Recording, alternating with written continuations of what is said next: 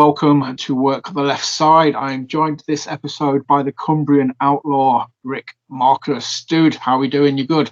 I'm doing well, thank you, mate. Yeah, really good, really good. Just come off a call, booking my honeymoon for next year. So, Ooh, yeah, nice.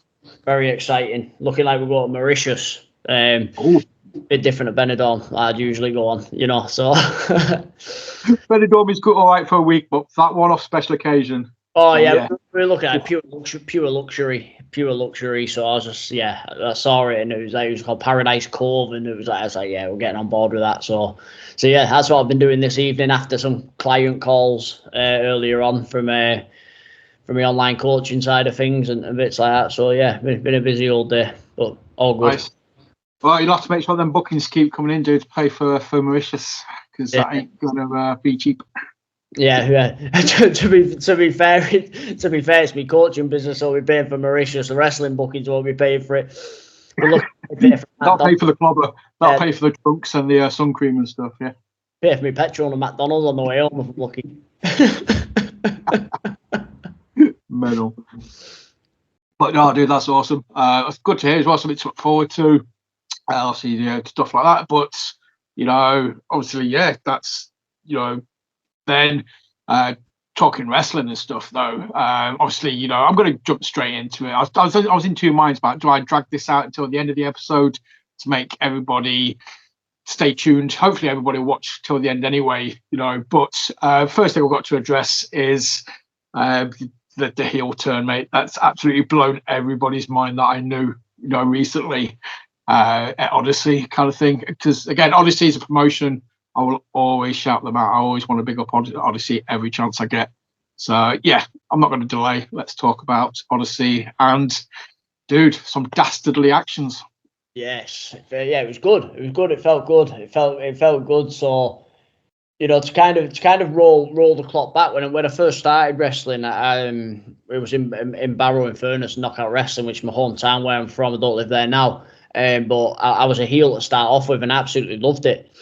And like I say, I was working heel there, and I got onto a show in Morecambe which was called Rising Stars about 7 years ago, or something like 7 or 8 years ago now, maybe 8 years ago, can't remember.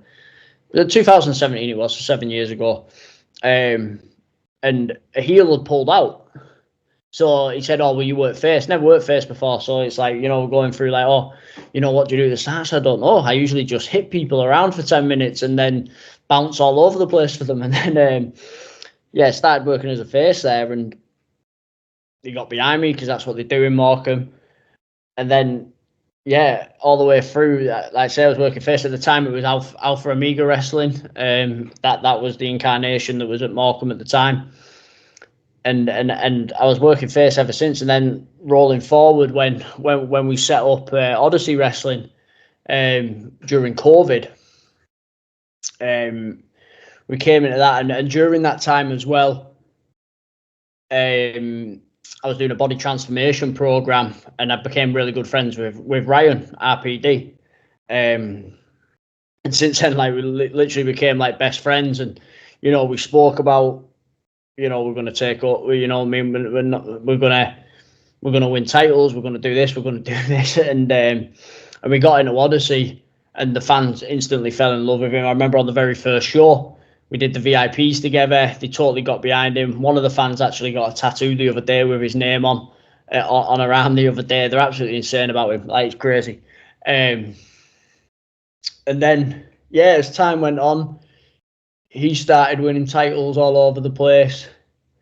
I was kind of taking a back seat a little bit because I was busy growing my own personal business and things that, in my real world. And then, there's only so long you can be the Robin to someone's Batman. Do you know what I mean? And what was happening was, he was defending the title. I was protecting him. He was getting jumped. I was protecting him. And then, I just got sick of being the bridesmaid, to be honest. And the way we did it, like over that period of time of the last year, during his matches, there was like these cryptic videos, and the crowd like, who's this going to be? And when you watch the shows back, like on the Patreon and that, you can hear people like saying, "Oh, it's Isaiah Quinn, it's so and so, it's so and so." And then what we were running with me was, the next time I lose, I retire. So technically, I'm retired at the moment from Morecambe. Like I don't work for them. I won't be working for them anytime soon. Never say never, but the next time I lost, I retired. So I went on a winning streak, and then it came a war on the shore in April. We did the match. It was one of the best matches I've ever had. It's pretty emotional. Ryan got the win, and then it was time to pull the trigger. So they did the whole speech. I said, Rick Markus might be gone, but Born Ready will live forever. Microphone put down. Came on the screen, this hooded figure. Boom. The crowd, honestly, they were crying. It was like there were people storming off. I was getting abused, getting things thrown at me. Like I said, laid Ryan out and did the old thing where he put the chair on the throat and slam it down, the old Undertaker Maven for any of the guys that watched it in the around 2000 time. And then that was it. We were off to the races. Like the amount of abuse I was getting on, like in my personal messages, I had to block a lot of people, to be honest, because it was like, I was getting things on my personal account. But like I say, because I run a coaching business and it's coming up on my personal page, I can't believe what you did at the weekend and that. And people are like, what have you done? And I'm like fucking deleting it. I'm like, get this off my page. I'm having to message people and say, put it on my Rick Markus page. Do you know what I mean? Because it's like, I've got clients and that on here. But yeah, they went absolutely insane, and it's good fun. I enjoy being heel. I find it easy. I find it more natural. But the through story with that was, it was so true as well, that like me and Ryan, we were like best mates. We were protecting each other, and then there was this whole thing where, we were meant to do this together. Yet he was away winning TNT title, Odyssey title, Knockout Wrestling Showcase title, Wrestle Island title. So he held all these belts, and I'm like, I'm just here to tag with you when you need a tag partner, or here when somebody comes out. I was like, nah, fuck that. And and he's gone down the storm so far. And then just last week, 2 weeks ago, whatever it was, in Morecambe, I wasn't meant to be there. But I was there, and took him out and gave Isaiah his contract, and that's it. Now he's the champion. Saw a video, Ryan stormed off, shouting, looking for me, and then we'll see where that goes. But one thing's for sure, their next show in August, they definitely won't be seeing me because I'll be sat on a beach. So yeah, they can look around the crowd all they want. I won't be there. I've done what I intended to do, and and that's that. Dude, that's the thing. It's not just a catchphrase. It's legit. People say it's still real in Morecambe. It's not a tag. It's not like, just said for the sake of it. I've spoken to a few people, just the reaction. It just reminds me of like the old school, like the Heat, where like, if they had like security there, mate, security would have had to have guarded you, like taking you out of the building kind of thing to make sure you didn't get murked by someone, that kind of old school Heat. Yeah, because we had to plan like my exit route and things like that as well, and make sure I couldn't be followed and stuff like that. And and there was tears, there was anger, there was a few people that were just digging me being like a bit of a badass instead of like, Ryan's sidekick. But yeah, and it was good, and like it was the same at Knockout Wrestling. Again, at the start of the year, I turned on their champion there as well. Won a match during the show, came out, sang happy birthday to him at the end because it was his birthday, and as he turned around, speared him as well and beat the piss out of him for a little bit as well. I enjoy it. It's fun. It's escapism. That's it, man. It seems like anywhere that you work your face, if there's any other promotions, that you're face at, just anybody who's got a title in those promotions, just be very, very careful, because it just looks like, you just go full heel everywhere. The thing is, for me, it's like, you know, I like storytelling wrestling. You know, it's one of them where it's like I grew up on WWE. I don't pretend that I grew up watching New Japan and that I was inspired by these. I wasn't. I don't even know who they are. A lot of them. Do you know what I mean? So I don't pretend I do to fit in with niche crowds and things like that. It's like I grew up as a Hulk Hogan fan when I was really young, and then it was Austin, Mankind, Triple H, Undertaker, Kane.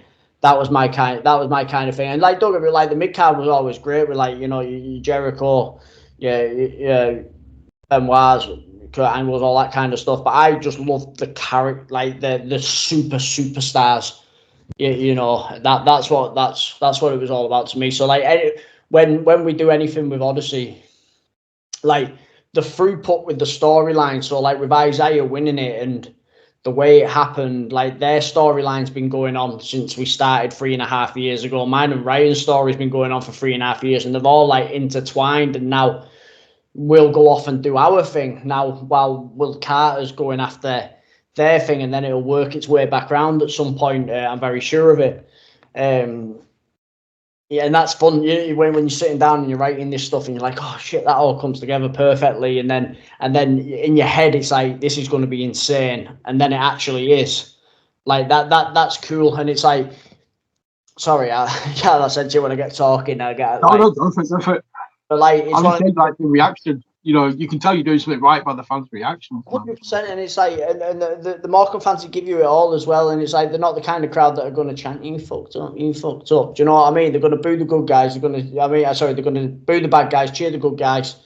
And if you get over Mega there, then they'll love you forever.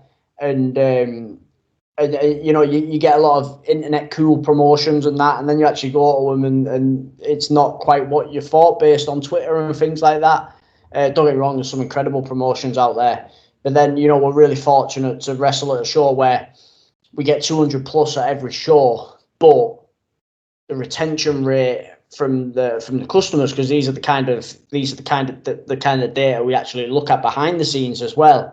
We have a 90% retention rate, which means 90% of the crowd are coming back every single show because they want to see what happens next, rather than who's on the card that's been brought in from America or something like that. It doesn't matter, because we've built these characters in this space and they want to come back and watch more of it.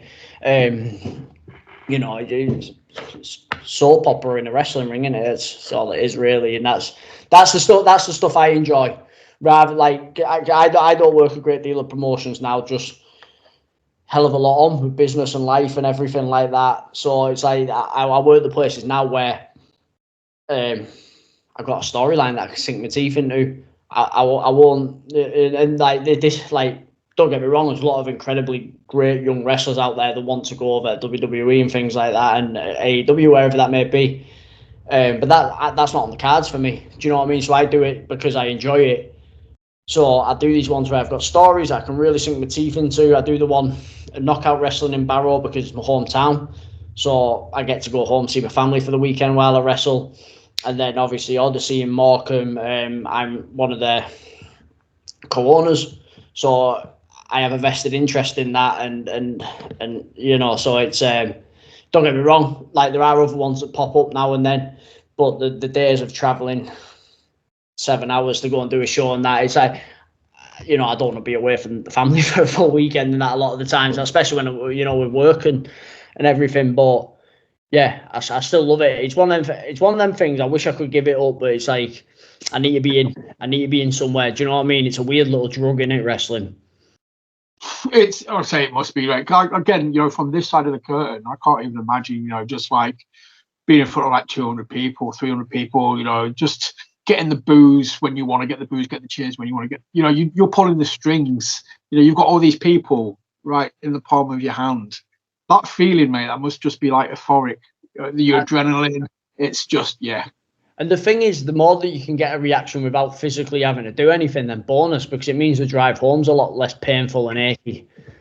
You know, like, you see it a lot. You see young lads taking crazy bumps every single week.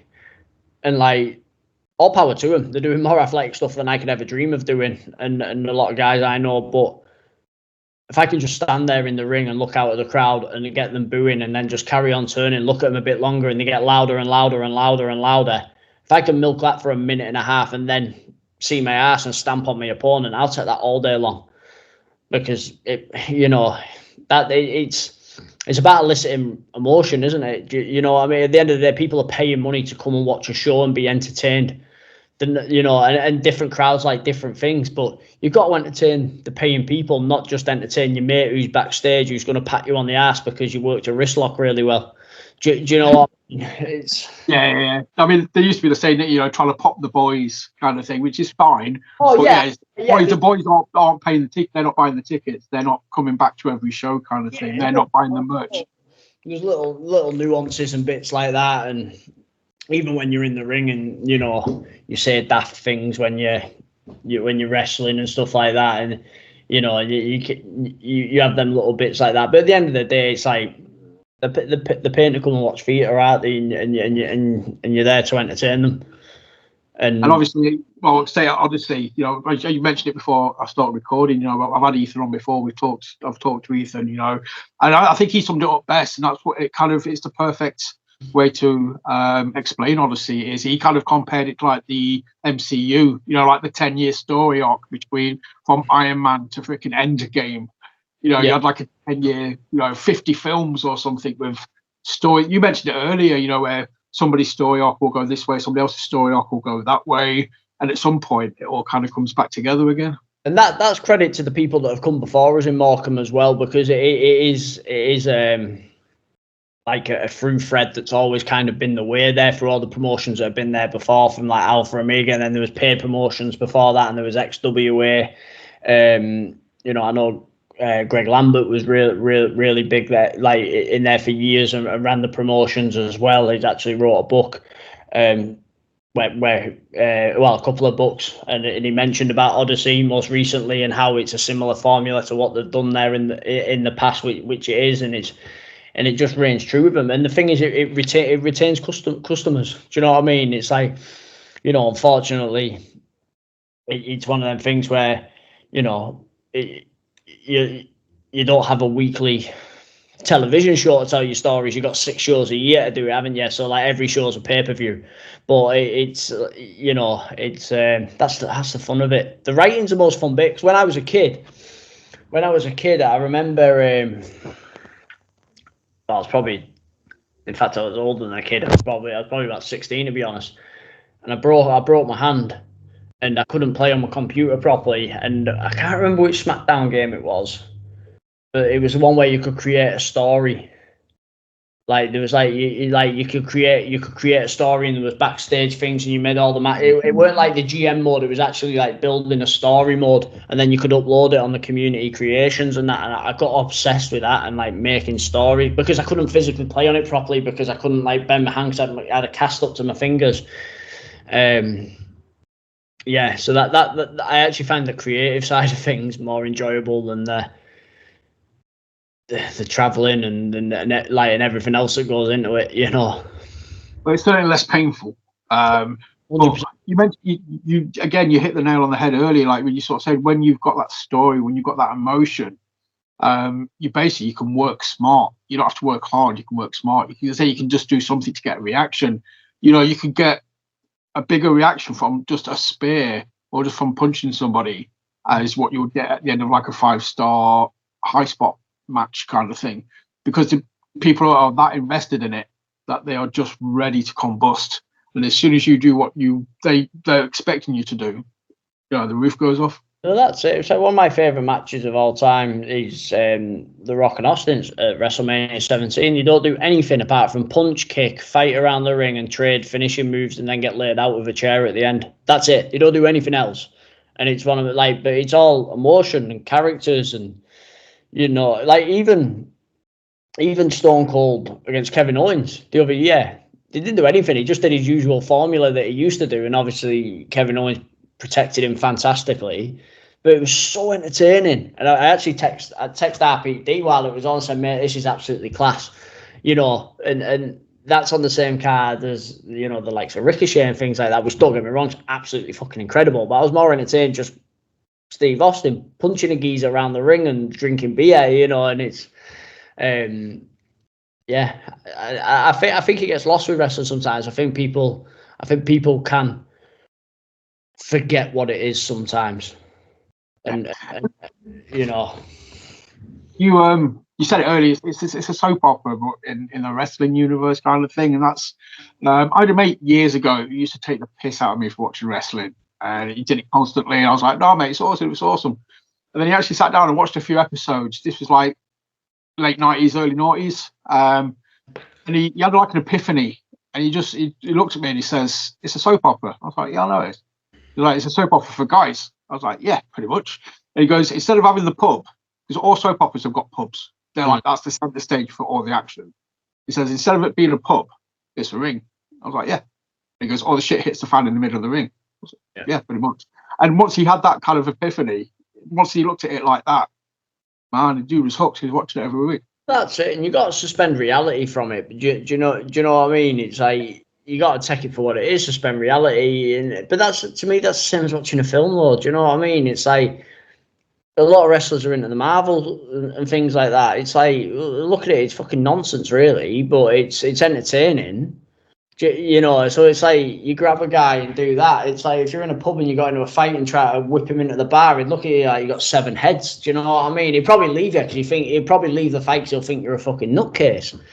Do you know what I mean? You've got to suspend reality and just take it for what it is and enjoy it. And, you know, it's yeah, the moment it's not enjoyable for me anymore is the moment I'll stop. Well, I would say that's always my go-to. If somebody tries to sort of say something, but, you know, like, "Oh, I didn't like that match because this bit was daft," or that would never work. I'm like, "But you don't grumble about an Irish whip." You know, that is the most unrealistic move for me. And suspend from disbelief. But yeah, in real life, you Irish whip somebody, they're not going to keep running. They're just going to stop and look at you and be like, "Mate, what are you doing?" Yeah, and the thing is, I think it's like my thing, like you say, in wrestling matches, you got to take, you know what I mean, there's certain things that you do like that, but like when you tell the story correctly, you got the big guy against the small guy, you know, all the different ways you can do it. There's so many ways of effectively doing it. There's certain things that you see in some shows that I just think, look, this is a fight. It's a simulated fight, or whatever. It's our own. We're doing our own stunts. But should this person be doing this to this person? It looks cool on a 10-second reel on the internet, but like everyone looks a bit dafty. Do you know what I mean? It's like the time and the place. You know, again, it depends on the story as well, depending on what's happened previously, or, you know, what's going to be happening next. It's all part of a moving picture kind of thing. Yeah, absolutely. And it only takes one piece to kind of throw everything off, or, you know, to get the audience. If you lose the audience because of something, then everything else you do afterwards, it's not going to hit. So it's a variety show as well, isn't it? Do you know what I mean? You have that mix of your serious characters, your funny characters. You know, it's got to be entertaining all the way throughout different parts. And definitely, I mean, like I said, most shows are 7-8 matches, and if you can offer variety, you know, throughout, you know, a tag match, a women's match, you know, a stipulation match, a title, you know, things like that. A little bit of something. If you like all of them, awesome. If you don't like all of them, as long as it's something you did like, you know, you're going to overlook what you didn't like. And and that's it. And like, you know, it's different strokes for different folks, isn't it? Like for me, I don't like deathmatch wrestling. I don't like it because I think deathmatch wrestlers are nuts, and fair play to them. And it is, I suppose, it is entertaining, but I don't like watching things like Bizarre ER and shit like that, where people get cut and that. I don't like it. Do you know what I mean? So when I see people literally cutting each other and that, I'm like, or putting the skewers in the head, or like fucking like football. Like I don't want to see that, you know. But that's just my taste, you know. Some people are absolutely mad for it. You know, there was a few profiles that I stopped following because it was like every time I put it on, it was like nothing personal. It's just like it just grosses me out. It's like it's not, you know.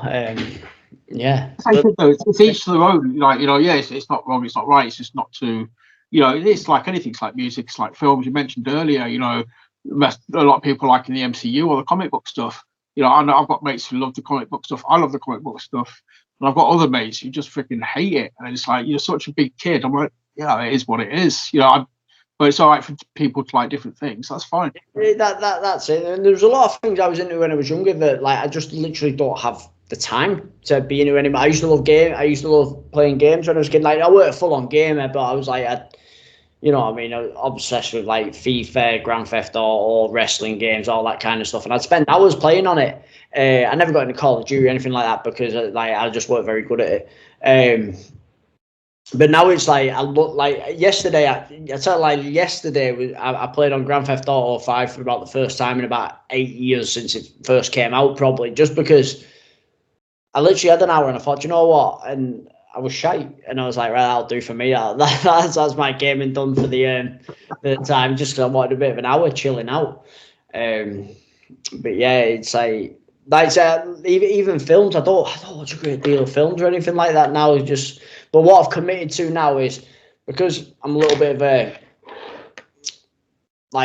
workaholic when it comes to my own business and things like that. And like I used to find myself working till midnight and beyond on stuff that could wait. I do turn my phone and everything off generally now at like 7 p.m, and at the moment I'm watching Game of Thrones because I never watched that first time round, so I'm watching that with my missus at the moment. I've said I commit to watching one episode a night. I've got quite a short attention span, so it's like I can handle one episode. It's like, because the long episodes are they're like an hour and 10 minutes or whatever. So, but I'm quite into that now. Like it takes a bit for me to get into shit, but I'm into that now. I'm enjoying it. I think, well, it took me 3 goes to get into it, kind of thing. I tried it 3 times, and the third time it kind of clicked, and I was like, yeah, awesome. But again, that's, you know, you want to talk storytelling. You know, the first few series, it gets a little bit popcorny at the end, but you know, I'm not to spoil anything, but the first few series, that's just storytelling 101. You know, the planet. That's it. Well, it's like I'm on series 5 now, so it's really fucking kicking up a gear now. And it was like the first couple of series, were good, but I was like, oh, does it get better?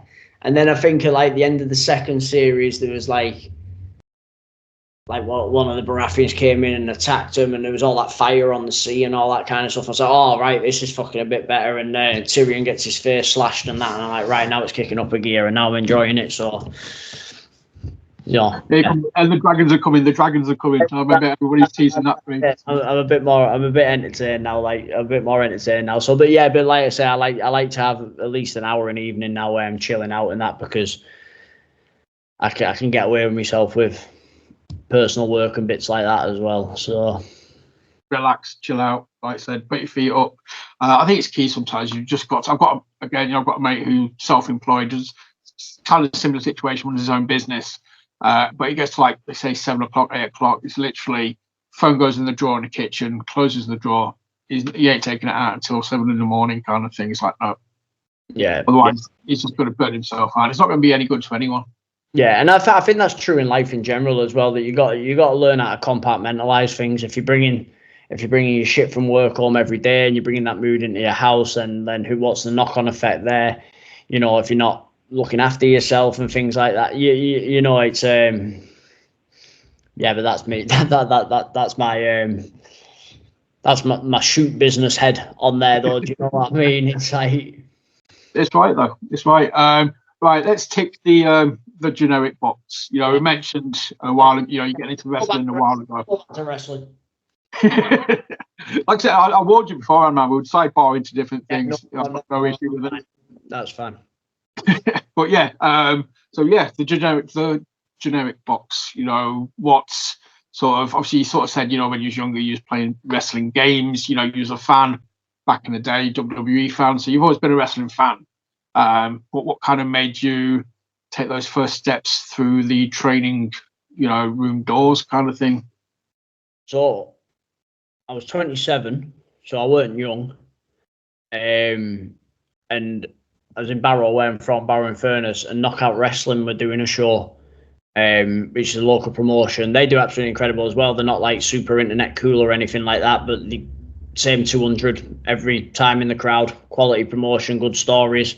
And they were giving me my first shot. So I was doing a little bit of MMA training as well at the time. And I didn't really know what I wanted to do. And then, God, I'll be totally straight with you. We did a sparring session with a lad I had no business sparring with, and he bashed me up pretty bad. And people are like, oh, you got to come back, you got to keep coming back. It's like, crap me on the I thought, fuck that. I'm not like, no, I don't fancy that. And my partner that I was with at the time, she had a son that was coming back, had black eyes and things like that from sparring and bits, and she was like, look, I don't want that mess. And I was like, fair enough. But then went and watched a Knockout Wrestling show, and I didn't realise that, firstly, that they existed, because at that time they were only about 2 years in business. They've done like, they've been around for like 13 years now. But they hadn't long started, so I didn't really know about them. The only wrestling I knew of Barrow was when the American wrestling would come, and it'd be like the Power Rangers against the Undertaker or something daft like that. Do you know what I mean? And it's funny because as you get into wrestling, you find out the guys that are actually in the Power Ranger suit and shit like that, and it's pretty funny. But yeah, so I went to this show, and afterwards, I just said to him, how'd you get into it? Like, and he trained there. Like, so it was a place called the Cemetery Cottages, which now have been knocked down. And he used to just train there on a Wednesday night. Went in, started training, picked up pretty quick. I was quite an athletic guy anyway, rugby footballer. Like I said, done a bit of like mixed martial arts, combat stuff and bits like that. So I was pretty fit, trained all the time, so I was in pretty decent shape. And because I was 27 as well, it was like I kind of looked the part already before I was ready. Like, so the other guys that were coming through at the same time from that training school were Lucas Neon, who just lost the championship in Knockout Wrestling. He works at Odyssey as well. He also does Kingdom of Wrestling and a couple of others. Will Carter, who does the same promotions, who's over massive in Morecambe. And Two-Bit were the three other main trainees, and Sheriff Steele as well, but he was like he was older than me and already kind of gone through the system thing. But like, so there was myself, Two-Bit, Will Carter, and Lucas Neon, but them guys were only like 12 years old at the time, so they were kids. Do you know what I mean? Like, they're all in their early 20s now and absolutely crushing it. Well, probably more than early 20s now. They're probably about 23 or something. And then there was me. So, but then what happened was I started doing the security on the door for a few shows as I was training, and we had a car that used to come up from Birmingham, and it was Chris Brooks, Dan Maloney, and the YOLO squad. So the YOLO squad was Kid Lykos and Drew Parker. They used to tag together when they were young lads. So they were only young at the time as well. They were all about 16-year-old or something like that. And the car couldn't get up, and who's the other one? Damien Dunn was the other one, and the car couldn't come up, and they needed someone to step in and wrestle, and I was good enough to do a match kind of thing. I looked the part, and then I got in, and then that was it. And they used to do the academy trainee shows, and they had like a trainee champion, and I won that. Which then went on to be the Showcase Championship, which is like their intercontinental title now. So yeah, and then that was it, and then I was on shows, and I ended up becoming the dual champion after about a year and a half on the shows or something like that, and it just took off from there. And yeah, that was kind of the start of it. That's awesome. So basically, yeah, so went to watch it, ask the right questions, start training. Bosh, jobs are good, and basically. I was kind of fortunate in the well, not fortunate because you got to go to the gym and work hard and that, but I was like the fact that I was 27 and looked tougher than I probably was. Do you know? Well, no, I not probably. There's no probably about it. I probably look tougher than I actually am because I'm soft, really. But I had that going for me as well. So I was ready made. I just needed to learn how to do it more than anything. And around that time as well, I went and did a bit of a holiday camp stint for MegaSlam as well. So it was like, sorry, I did like a 2-week stint. I took a couple of weeks holiday, did like a 2-week stint at the end of the holiday camps, and wrestled about 25 matches in 10 days or something. So I probably doubled my amount of matches in a 10-day period with a family crowd. So it's an organic crowd and things like that. So I learned a lot there as well. That's awesome, because anyone that I speak to that has done the holiday camp thing, whether they've done it year in, year out, but just done it once, done it a few times, it's always interesting because, like you just said there, you know, you wrestled like freaking 20 shows in the space of a couple of days, which is more than that's probably like 4 months worth of matches, you know, in normal circumstance, but you get to do it in a couple of days and you get that repetition. That's about it. It's like when you're doing like 3 shows a day and you got to get the ring up, then you got to get somewhere else, then you got to get in there. You got no time to plan your match, so you kind of like you're learning how to do it while you're in there and talking to people and feeding off the crowd and you know they're not smart fans. The kids, do you know what I mean? They're going to react how they want to react and things like that. So it's like it was a great it was great for learning. It was great for, and I think some people that have not done holiday camps or like, because it weren't just the holiday camps, it was doing the weekend shows and that as well. So it was like, you know, you'd go to like some of the Britannia hotels and bits like that. And yeah, like some of the best wrestlers do it all the time, like Joey Hayes and that still do all them shows as well, don't they? Do you know what I mean? It's reps, and that's how you get that's how you get good at it. From the start, you got to be careful who you go and work for sometimes, but getting the reps in, if it is something you want to do seriously and thing, is a massive thing. It's one thing being great at training, but getting out in front of a live crowd, there's nothing quite like it. And like you said, it's a crowd that they haven't paid to, you know, for the majority of the holiday camp stuff, you know, they're there to watch wrestling 101, good guy versus bad guy. You know, they are going to boo the bad guy, they're going to cheer the good guy, but it's up to you guys to get that reaction because they haven't paid to be there. Absolutely. So, you know, you've got to turn it up to 11. You've got to kind of just push that a little bit harder and amp it up a little bit. And yeah, again, you know, nobody I know has had a bad word to say about it. They just literally say it is just a rite of passage. Highly recommend it. And you know, it's how they get better. It's simple wrestling 101 in the sense that it's always, you know, there's no major, like, do you know what I mean? The storyline at every kind of show like that is bad guy cheats and wins at the start, good guy wins in the end, and everyone's happy, right? That's what they do. So there's no like ongoing through stories and that. It's just that. So it's very like one-on-one, like how to wrestle like a good guy and how to wrestle like a bad guy, and how to take your time, how to take it all in, how to elicit a response from, you know, I think generally kids and old people are the best people to get actual reactions off, because, you know, if an old woman's hitting you with a handbag or if a kid's growling at you, you know you've got, you know, did one show at the Adelphi actually in Liverpool, and I was backstage. And I was like, so I'll go out with me United, because I'm a United fan. I was like, so I'll go out in my United shirt. And I was thinking, who was back there? It might have been Frankie Sloan, I think it was. He was a Scouser, isn't he? And I said, so I'll wear this out here. And he goes, he said, you can, but like, I said, be careful. And I went out, and there was a kid, right? Little kid, front row, had his shirt off, arms all like that.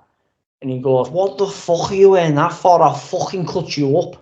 And I was like, fuck it, that 8-year-old kid, couldn't believe it. I was like, Jesus Christ. And someone actually nicked the United shirt because I took it off. Someone nicked it. I thought I'm not going to even try and get it back. It's my own fault for taking it out there. You don't want to know where that ended up. I was just like, yeah, that's it. That's collateral. That. Yeah, but again, he's getting the reaction. I mean, obviously, going back to Odyssey, talking about, I had Rogan on a while ago, and he was telling the story about making a small girl cry. Yeah. Oh, dude, that just broke me. But I laughed and then I felt bad about it. Them boys are unbelievable, by the way, Reese and Rogan. They're unbelievable. The class. I tell them all the time. They're so humble as well, and so nice. I don't know if I'm giving like the fingers away, but they are. They're such decent people. But they totally get what the like. It was funny actually, because this is what I talk about when it's like, looking the part and being the part, and that, you know what I mean. Like, there's a lot of amazing wrestlers out there, but there's a whole bigger picture in that. And I remember when we were talking about when we were planning Odyssey during lockdown. A lot of people say they were doing a lot of podcasts like this, but a lot of wrestlers were putting, VTs up and things. And I saw one of Reese and Rogan, and I rang Ethan and Liam, messaged them in the group. I said, we need to book these guys. And they're like, have you seen them wrestle? I said, no. I said, but I've seen the video. I've seen the videos and I've seen what they look like, and the way they hold themselves, and then they ended up, being two of our top guys in the top storyline. But what I love about him, it's Nasty Boys, Dudley Boys, kind of hybrid kind of thing. Do you know what I mean? It's they just come out and just even the music and the way they fight, and and you look at them, when they're wrestling, and they look legit like they're going to rip your head off, not to give anything away, but they're lovely otherwise. But when they're there and they're in the zone, it's I won't fuck with them. You know what I mean? I'm crossing the street if I'm seeing them two walking down this way, kind of thing. No, you're not giving this guy. As I say, I've had Rogan on before. I know the guy's awesome. A lovely human being, kind of thing. But yeah, when he's in character, when I said, that story he told me at Odyssey with the little girl. And then he went up and made it worse by making the referee raise his hand again in front of her, kind of thing. It was just oh my. Yeah, that's Dudley's ECW heat for me, kind of thing. Yeah, that's what it's all about. That's what it's all about for me. It's growing up. It was that era, late 90s, early 2000s, and I used to even before then. So I grew up in a pub. And so at that time, you didn't have multi-room and all that shit. It was whatever I was watching on Sky upstairs was on the big screen downstairs. So it was there was the bar, there was the big room that had the karaoke and all that, and then there was the room that had the pool table, the darts board, and the big screen and everything. So on a Friday night at 9 o'clock, I'd put TNT on and watch the first hour of Nitro. And then at 10 o'clock, I'd put Raw on and watch that. And then that'd be on the big screen downstairs. And then what I'd do at midnight is I'd put the 10-minute freeview of Television X on. And my dad would come legging it upstairs and go, Ricky, turn that off. The fuck is on the big screen downstairs, you little shit. So, all the guys in the pub would watch the wrestling, and then the fucking porno preview would come on and I'd get a bollocking. So. I love the fact it must have happened more than once, so you just totally forgot. I did it all the time. In the end, I did it just to irritate my dad, really. But it was, but that was when I was if I missed an episode, that'd be me in absolute bits. But the pay-per-views used to be on Sky Sports then as well, or didn't they, at 1 a.m. So I used to record them. But the problem I had, people don't have these problems these days and don't realise they ever existed. I'd record one on long play or whatever. Remember, with the VHS. 3 hour, 6 hour. Yeah, but sometimes I'd forget to do it on long play, and it'd get halfway through the main event because they were always 3 hours long, weren't they? And fucking just stop and then start rewinding. I'm like, for fuck's sake, halfway through Stone Cold and The Undertaker or something like that, and yeah, and then that was it, and then you used to pull the little square off at the bottom so you couldn't tape over it. Do you remember that? And then a few months later, put a bit of paper in and sellotape so you could use it again. On some sellotape on top and do it again. You didn't have all this streaming shit then, did it? I sound old as fuck. But like, it wasn't even that long ago. Streaming for us was buying the tape from WH Smith's, getting 2 video recorders, hooking them up. Do you know what the thing is though? Like, I think we're totally off on a tangent here. Like, but I think people miss. Like, I used to love going to Blockbuster and like getting a video, getting some snacks and that, and sitting and watching it like with my family and that. I loved all that. That it's like we're almost spoiled now. But I think that's like everything. I think like there's not a lot in the world that you can't swipe left for anymore. Do you know what I mean? And it's like, you know, you can get money, anything off Amazon, women, you can literally get anything just off grabbing your phone now. And it's like this instant gratification thing. But like the whole thing of like go to Blockbuster, looking around and selecting the thing and then getting a slushie and some bits, like I just love all that shit, you know. And it's it was the pressure, mate, because like, you know, if you go to the Blockbusters or, you know, Videodrome or anywhere like, and you picked a bad film, mate, that was your night ruined. You know, you could have picked any film. You're like, right, I'm taking a chance. I'm going to watch this film. I go home. I've just watched it. It's freaking shite. Damn, that's my Friday night wasted. Yeah. It was you persevere, don't you? Because you could just be like, right, I'll put another film on. But no, I've rented this now. I don't have another film. I've got one film. That's it. It's just a different time now, isn't it? It's like to be fair, it's like I probably watch more YouTube than I do TV. Like now, definitely.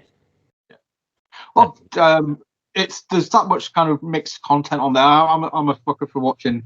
I watch a channel called Wrestling Bios a lot. That's my go-to thing on. I've seen that pop up quite a bit, yeah.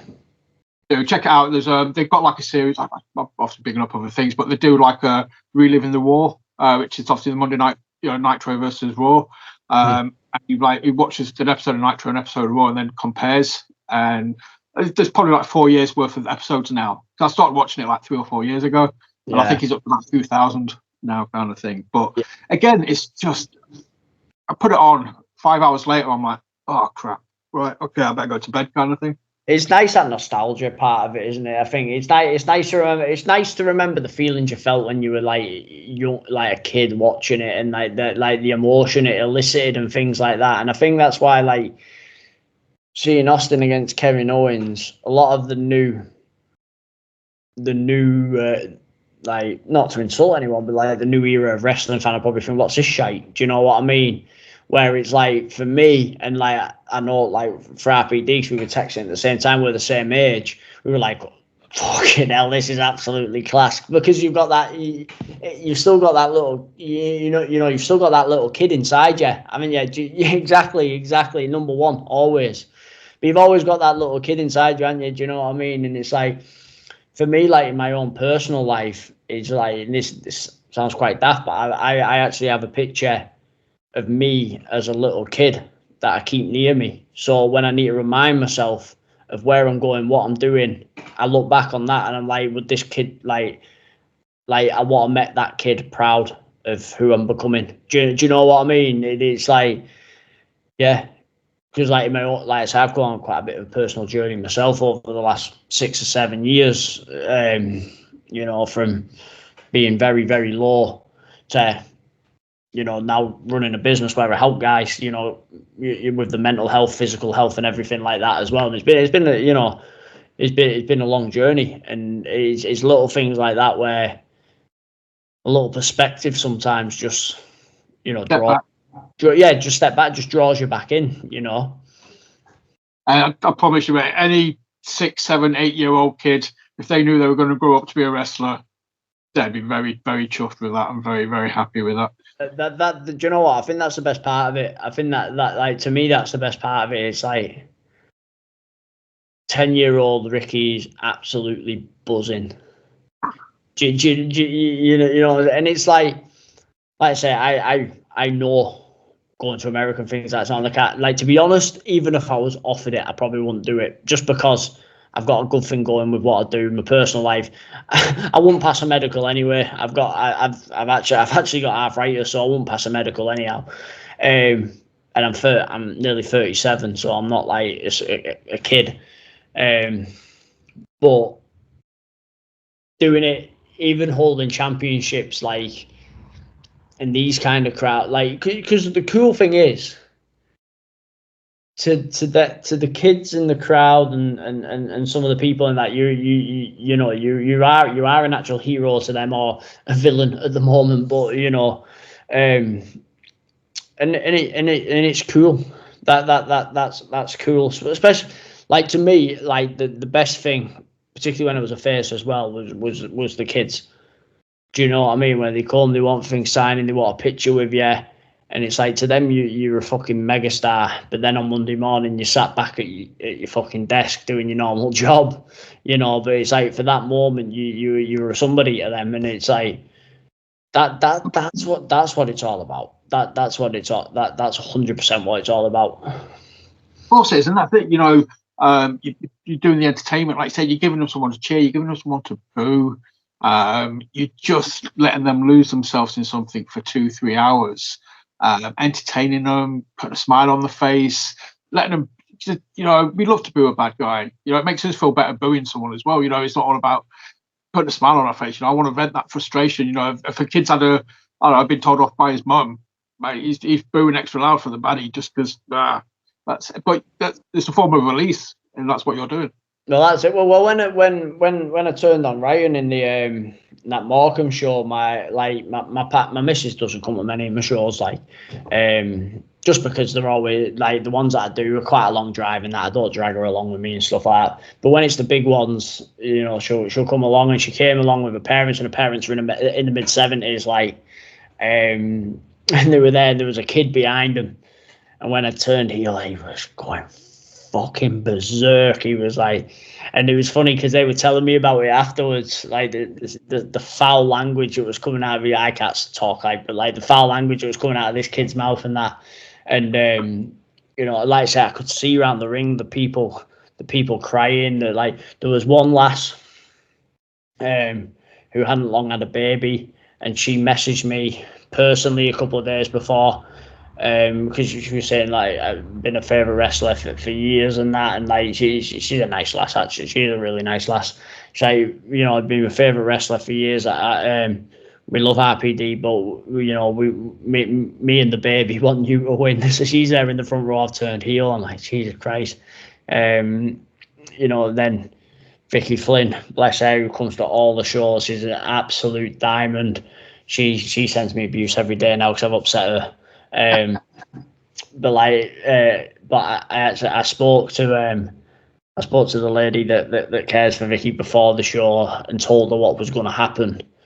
And I said, please just make sure she's okay after the show, because like, I usually wouldn't tell anyone, but I thought I need to tell this lady, like, just please keep an eye on her. So it's funny, actually, because I do all the stuff, keep the crap out, like Ryan, do the thing on the chair, get outside the ring. I'm shouting, you can stick this company up your ass, all you lot can stick it up your ass, all this, like, going off on one. And then as I'm leaving, you can see me lean over at the lady and just say, make sure she's all right for me, please, and message me later. You know, so he's I'm trying to be a bad guy, but then there's still a little bit of me that's like, oh, don't worry. So now she messaging me every day saying, you've done it twice now, no more, and I'm like, I feel bad, but it's like, it's entertainment, in what you meant to do. That's it, dude. It's just, but that's the main. Like I say, you try to go full heel, but there's still that 1% where you're just like, nah, you know, I'm a good guy, really. No, I'm not. I'm a bad guy. I'm conflicted. It's like that dying need to be liked. Do you know what I mean? But it's like, it's cool though, because it's like, you say it's real in Morecambe, but they do know what it is. Do you know what I mean? It's like, but they allow reality to be suspended. Do you know what I mean? So it's like, you entertain them for the show, but like, you know, there's no need to be insulting people outside of it and things like that. It's like, you know, it's yeah. Exactly. So, they could flick a switch when they walk through, when they take the seats. They flick. Yeah, I don't want to insult anybody's intelligence in Morecambe. You know, I don't want to imply that they think it's, you know, it's all a real kind of thing. But the mentality is it's real. You know, when they flick that switch, when they take that seat, they are what. It's a compliment. They're 100% invested in the storylines. Yeah, and that's the biggest compliment you can get as a wrestler, I think, where it's like totally into it. But the fit, like say off the back of it, it's like even the Instagram account that we were speaking on there, that was a new account. Okay, and I started using my Facebook one again to comment and share anything because there was, like I say, there was just becoming that weird dynamic where people were messaging me on my personal account, and it was like boundaries were just being crossed a little bit and things like that. And like I say, that's how I run my professional life. From God's honest truth, if I weren't running a coaching business and in wrestling, I wouldn't have social media at all. I'd live on the side of a fucking mountain somewhere with I probably wouldn't even have the internet. Do you know what I mean? Because I just think I think it can be a cesspit at times. I don't have Twitter. I had Twitter, deleted it because it brought zero value to my life. And also what I realised is, this is from a wrestling promoter standpoint, you don't sell tickets on Twitter. All you're doing is sharing stuff, and other wrestlers are seeing it, and other wrestlers are liking it. And a lot of the time, the people that comment or do whatever don't actually come to the shows anyway. Do you know what I mean? It's like the main majority of our tickets are sold by the old school jamming posters on windows and word of mouth. Do you know what I mean? Like say 80-90% of the crowd are coming anyway because they always come to our shows, and the rest are based off seeing like the problem that like they're in the local area that day and they've seen a poster. Do you know what I mean? So usually we have about 150 that are just the regular guys. And then that's like pre-sell, and then we usually get 60 or 70 on the day that must have seen a poster knocking about because it's seaside town, isn't it? Yeah, that's it. I mean, yeah, you know, especially with like Odyssey, you know, say Knockout, places like that. You've got that retention because what you do it so well. Like I say, you've got to retain like 80% of your audience. You know, they're going to come back. They're going to buy tickets without you even announcing matches. Yeah. The rest of the people coming in, posters. You know, they say word of mouth is huge. Yeah, that's the thing. We sell the VIP tickets, the majority of them during the show that's happening. Do you know what I mean? So it's like nothing's been announced yet. There's been no match. I don't think there's been any matches announced for the next show. I think 100 VIP tickets have gone already. Do you know what I mean? So it's like, it's a blessed position to be in, really, because since we set it up, like obviously we funded it ourselves. Nobody funds it for us. We literally, you know, free working lads out their own ass pocket, and we've never had to put any money back into it. Do you know what I mean? It's like every show, like we're not millionaires by any stretch of the imagination, but it's like every show's paid its way. None of us have had to dip into our personal funds for it, and I think that. I know a lot of promotions can't say that. Do you know what I mean? So it's like, you know, we're very proud of what we've done, what we've achieved, and long may it continue, even though I'm retired. It's like I said, it's the retention. That is priceless.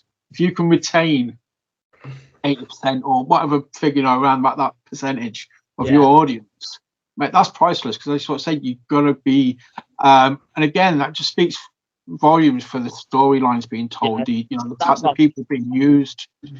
It's the biggest compliment you can have for the product, where the same crowd are coming back. But like I said, we are fortunate in the sense that, and Knockout Wrestling, I suppose, that like the American wrestling still comes to Barrow and Morecambe like once a year, so like they'll sell the tickets and pass through like they do and all that kind of stuff, which is fine. But like in general, it's like Knockout Wrestling in Barrow, Odyssey and Morecambe, with the only game in town. Do you know what I mean? So if people are coming to watch wrestling, they're coming to watch that. The shows are regular enough for people to get into. It's not like a saturated area where somewhere like Liverpool, for example, there's a lot of incredible promotions in Liverpool, but there's about 8 of them. Do you know what I mean? So it's like making it different. And like, don't get me wrong, they're all different and they're all great in their own right and in their own way. But you know, fair enough, you've got a larger population of people, but there's so many different choices for them people as well. So, you know, Manchester and things like that as well, and so we are fortunate in that regard as well. Well, that's it, because obviously that put more pressure on, because then you've got to think, how do you... No, it's not just putting on a great wrestling show, it's how it would be putting on a great wrestling show that's different to another great wrestling show that's going on down the street. All you've got to focus on is just putting on a great wrestling show. You know, as Kevin Costner said, you know, build it and they will come. Yeah, and that's... Do you know what it is as well? It's like... It's trying to get a good mix of people as well, because you can go to a lot of shows like around the Northwest and it's the same guys in different formations. Do you know what I mean? And that's not knocking anyone. Do you know what I mean? It's like, you know, you got to pay people's expenses and everything like that as well. And, you know, so it's like we like to make sure we're having a mix of people and that. And, you know, like I say, we've got guys that have come through from Barrow that I've known from Knockout Wrestling. I live down in the Midlands now as well. So there's some guys that I know from New Wave Wrestling, from training there for a little bit as well. Like at Act 2, we had Zoe Nix on in the last show. So they're all back on the next show. There's other guys that we've met there that were, you know what I mean, that we're looking at, and then, like I say, you got your Reese Rogan, people like that. We've got people coming, you know, Leah Raven comes up from Wolverhampton and bit. So we try to like make sure we're not all just from one area, you know. But it's one of them. It's like, if people put the effort in and really, you know, we always say, like, if people treat it like it's just another booking, even though technically it is just another booking, but if they treat it like it's just another booking, then we're like, nah, not bothered. Do you know what I mean? But it's like, if people really invest in it, really do the best, like, you know, like Ryan was champion for a year, and it was like, some people might have thought that because he was one of my best mates. It had nothing to do with that. The guy was literally building relationships with the fans, building his own promo videos, and they were done professionally. He was selling out T-shirts like you'd never seen before. He was acting like a champion. It was like, he became undeniable.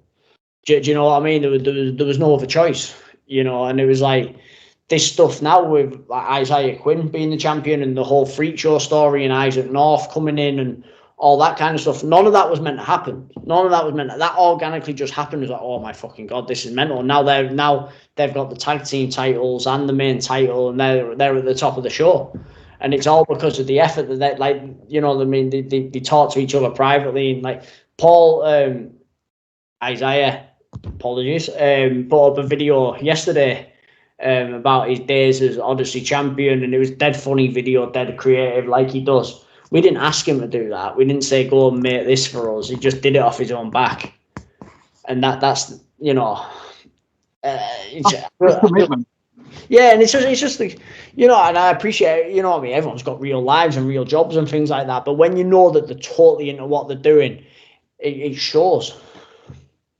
That's it. And I think, you know, obviously, like, you know, Odyssey is that kind of place where you get it back tenfold. So I think they're probably more eager to do it as well, because it's you know, they get it back with the fans' reaction, with the everything like that. You know, I spoke to Act 2 a couple of months ago. I had them on. Obviously, we were talking Odyssey because, as I said, you know, I'll mention it anytime anybody's ever been there. And yeah, Act 2 were on about, you know, Odyssey, bigging it up. And then basically, again, RPD came up in conversation. And yeah, we was just joking. You know, the dude could run for mayor, and he would probably get it. Oh, honestly, he's a bit like John Cena or Markus or something like that. He's a bit like, because it was funny, because it was a bit like that, because the pure-hearted people love him, but then there's this little rebel, this little subgroup that think I'm cool as fuck now that I've turned on him. Which is quite funny. It's quite funny when they're having a bit of banter on the on like the Odyssey Facebook page and things like that. But whenever I comment on it, I change my profile to Rick Markus and do it as that. So it's like when you message me the last couple of days, I don't see my messages straight away, because I very rarely go on to that. I go on to a post and then I come off it. So yeah. Dude, but that's it. Sorry, mate. I've just totally clocked the time as well. Right, we've talked moments, you know, we talked, like you said, your WrestleMania 17. I'm going to put you on the spot here. I'm going to try and gauge a reaction to your top 5 moments in wrestling history as a fan. As a fan, your top 5 moments, first 5 that pop into your head, that that you think of. If I was to say, top 5 moments in wrestling, what would be your gut reaction? I'd have to go back to being a kid, because that's when I really, really got the emotional side of things.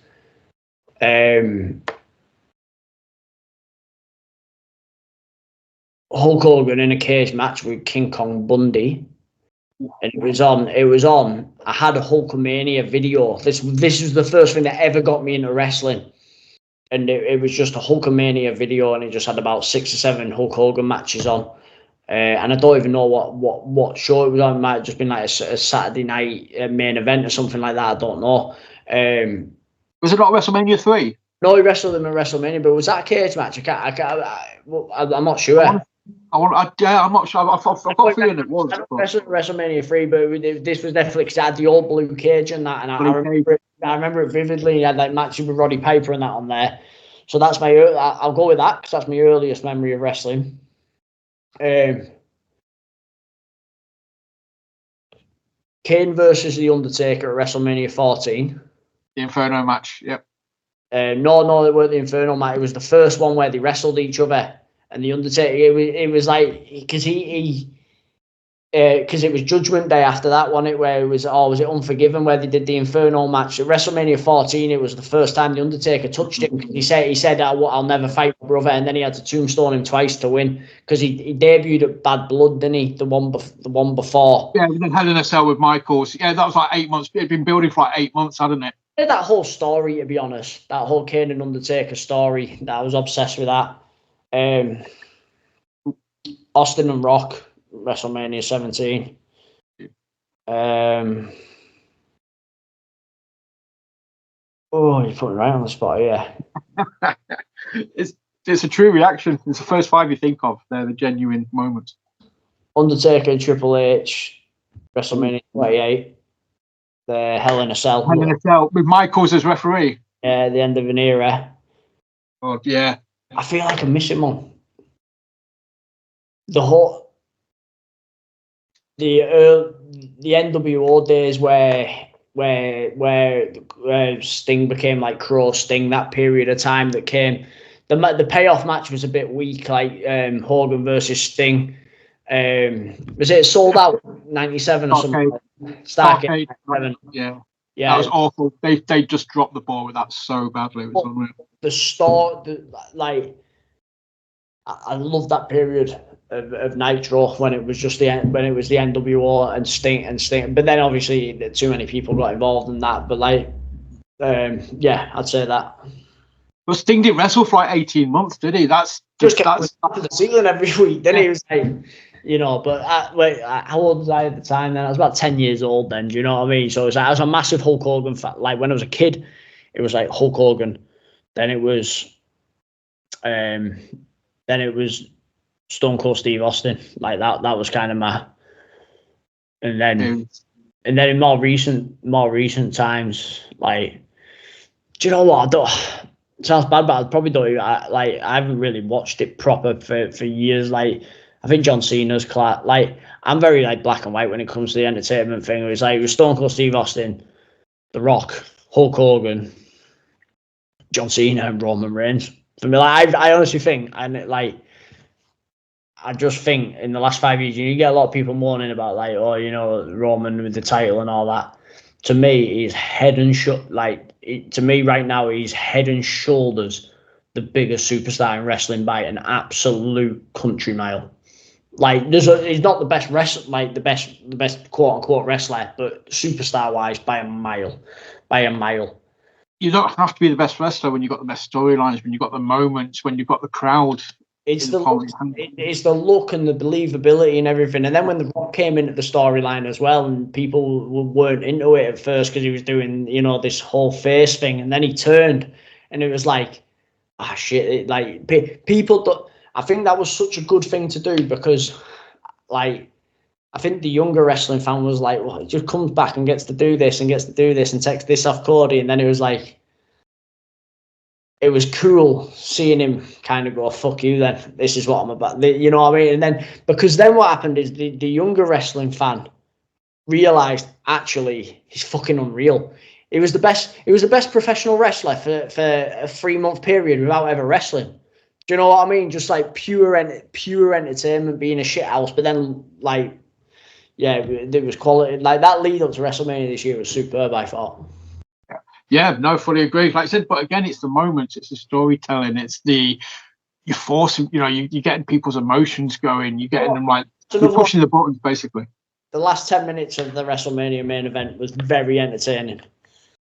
that was very, like, overbooked entertaining. Like, just some people moaning about, it was too much, it should have just been one-on-one. Well, it was one-on-one the year before. You're always seeing one-on-one main events. It's like, for entertainment, which is what it's meant to be, like, that was incredible. That was 2 thumbs up. That was just like, yes. My top 5, I'll let you go in a minute, but just in case anybody's interested, is the I lost my train of thought there. The Undertaker Eddie Guerrero beating Brock Lesnar. Yeah. No Way Out 2004. Yeah. Triple H's reaction when Mankind became Cactus Jack. Yes. Just the way he sold it, man. Just that whole sort of thing. Anything to do with Hollywood Rock. I'm more WrestleMania 19 than 17. The build up for that.